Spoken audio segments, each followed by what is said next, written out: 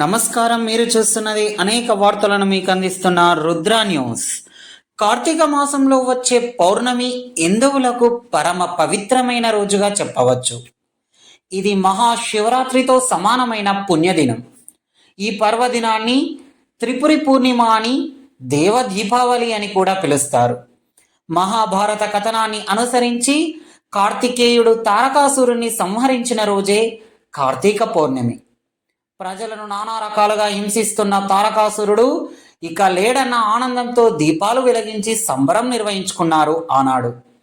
1000 ఏళ్ల రాక్షసుల పాలన అంతరించిన శుభ సందర్భంగా మహాశివుడు తాండవం చేశారని పురాణాలు చెప్తున్నాయి.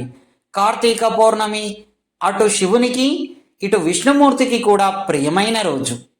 ఈ రోజున దీపం వెలిగిస్తే మనం తెలిసి తెలియక చేసిన పాపాలన్నీ అరించకపోతాయని విశ్వాసం. కార్తీక సోమవారాల్లో కార్తీక పౌర్ణమి రోజున కార్తీక పౌర్ణమి రోజున రుద్రాభిషేకం చేయిస్తారు. ఈ విశిష్ట దినాన సత్యనారాయణ వ్రతం చేసుకోవడం చాలా శ్రేష్టం. రుద్ర న్యూస్ ప్రేక్షకులందరికీ కార్తీక పౌర్ణమి పర్వదిన శుభాకాంక్షలు.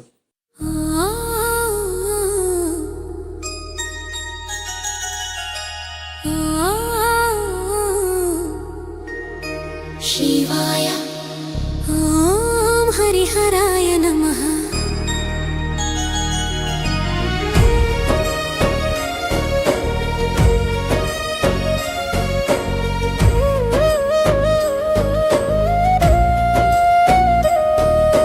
చల్లని గాలిలో జ్వలించే దీపం,